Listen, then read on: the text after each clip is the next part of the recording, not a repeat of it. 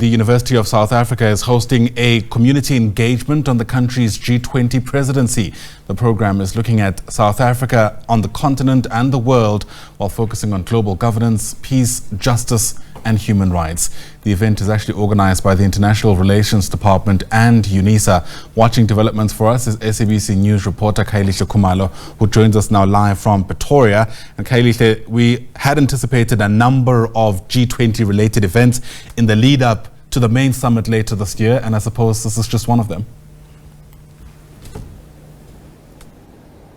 Well, very much so. And as you know, that we had from the International Relations and Cooperation Minister Lamola saying that to date, over 50 meetings have been held looking at the different tracks and also focusing on South Africa's priorities and look at the overarching areas when it comes to South Africa's G20 presidency, issues around just tackling the debt sustainability, but also issues around climate change, harnessing the critical minerals, but also for South Africa and a very inclusive approach. We saw from Brazil as well in terms of the involvement of the favelas, but also making sure that the academia, they are part and parcel of this all-important occasion. And joining us now is UNISA's Principal and Vice Chancellor Lenkabula.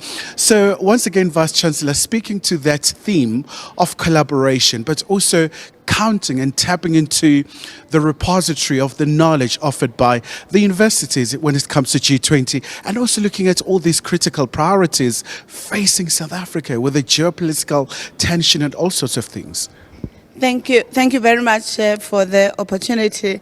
The University of South Africa is a science, it's constitutive of science communities that do research, that create knowledge. And this knowledge must necessarily translate to empowering the state, the public sector, to taking policy decisions that are constructive, that put national interest, as it allows South Africa in the world to be competitive, to be amongst the best, and to contribute to strong grand agendas of the global arena, whether finance, whether communities, whether trading systems, or whether social questions of social justice. In this instance, therefore, we're engaging with DIRCO, but also with the epistemic communities, knowledge communities, to ensure that the contribution of South Africa as the president, but also the host of the G20 is meaningful, is impactful, and it translates to the policy imperatives that contribute to changing the plight of the world, especially the negative implications of the geopolitical shifts that you have already referred to. These are quite dangerous for well-being. Climatic change is dangerous for well-being. We should be looking at sustainable development systems. How do we ensure that ecological systems, food sovereignty is harnessed? How do we ensure that the trading systems do not push away those who are on the margins or the poor?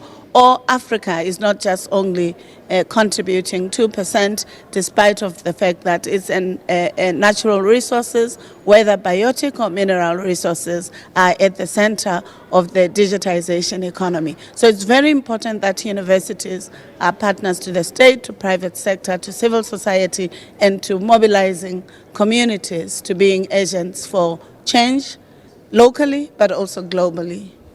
Vice Chancellor, Vice Principal, I'm just going through the program. I can see it's a rich one. You've got the veteran diplomats, you've got the veteran intellectuals really exchanging ideas, especially like you just alluded, that the universities really cannot take a back seat. They should be at the forefront in terms of driving the agenda, but also the impact when it comes to G20, first one for the African soil, where it will be culminating in November. So I would imagine that you're looking forward to all these discussions. We are very intentional about analyzing the discussions, understanding that the G20 is constitutive of 19 countries, the European Union, the African Union, and these are constitutive of the largest of demographics in the world. And therefore, if we are not attentive to the issues that affect majority, the global majorities, we would be an irresponsible institution as a university. So our commitment in shaping futures is to ensure that we are attentive to these shifts. We do resource all sectors with knowledge base. We are the cradle of knowledge. And as a cradle of knowledge, you must be interested in knowledge that is impactful and that's transformative. I'm very excited that we have Ambassador DIRCO, one of the highly experienced ambassadors of South Africa, who was at some point the DG of DIRCO, but at another, a representative of South Africa in the United Nations, and currently one of the people who is part of the constitutive team that appoints commissioners in the African Union.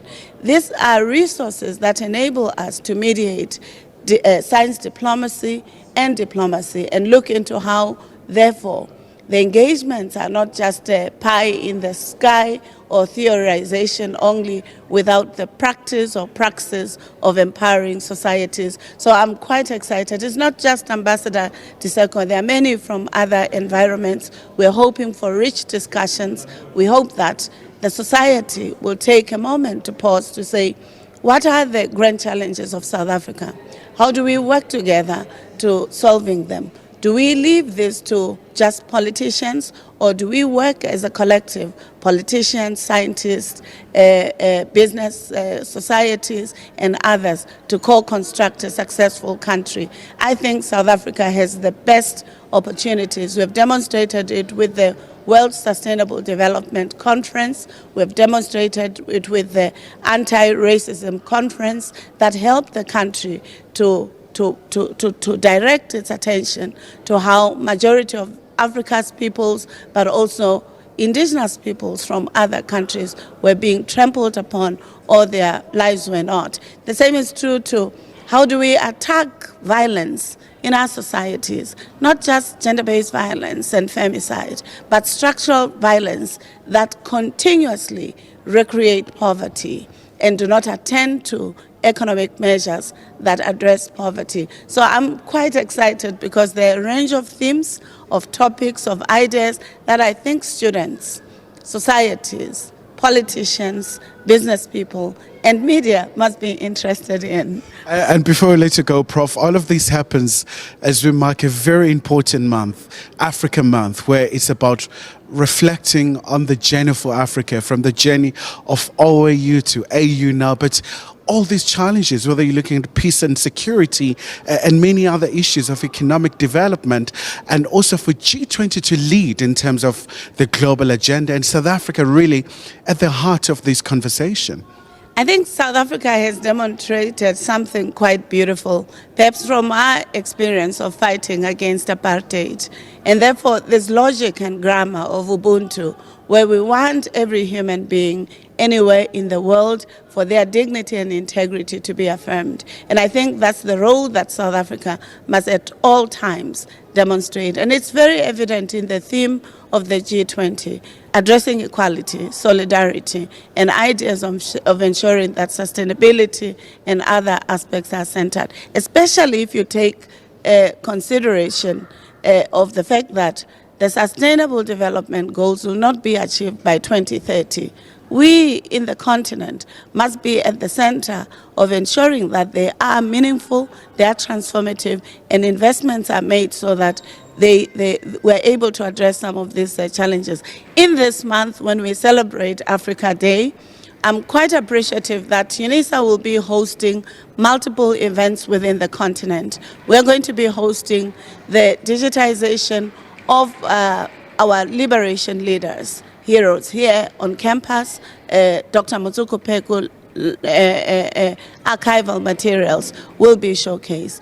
In Tanzania, our Chancellor, His Excellency President Beki, will be addressing the Africa Day lecture, as well as the former Prime Minister of Tanzania. In Ethiopia, they will also be looking at how the African Union is doing. So we are truly committed to the agenda of the continent to liberate itself, to produce emancipatory knowledge systems, to create sustainable development pathways, and to ensure that the business people in the continent are investing in the success of the economic transformation. Thank you. All right, Prof, thank you so much indeed. And they could have not really chosen a better place than UNISA, given its very vast footprint in the African continent and across the globe. So we'll really keep a beady eye with all the developments here with the seminar and this particular all-important engagement. So with that, back to you in studio.